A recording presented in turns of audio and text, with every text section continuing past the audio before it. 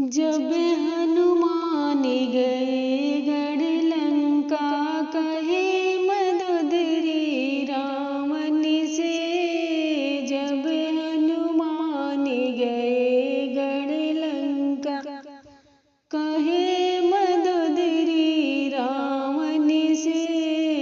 सीता चोरवला छन कइला, बैरन कैल रघुरैया से।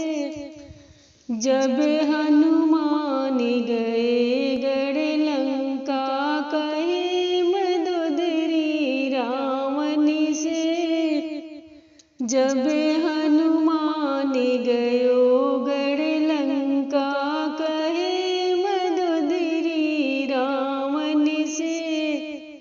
सीता रली बार कुंवारी, काहे न ले आइला जनकपुर से।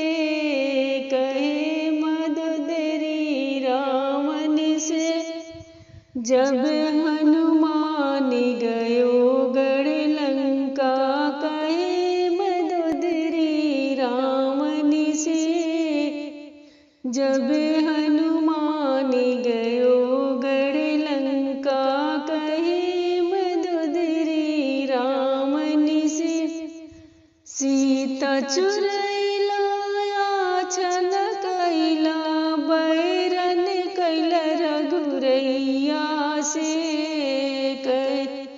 जब हनुमान गयो गढ़ लंका, कहे मदोदरी रावण से। सोने के लंक होका होई जइहे बैरन, सोने के लंका होई जइहे बैरन।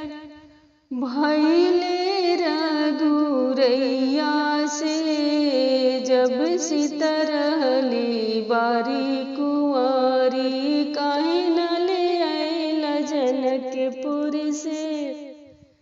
जब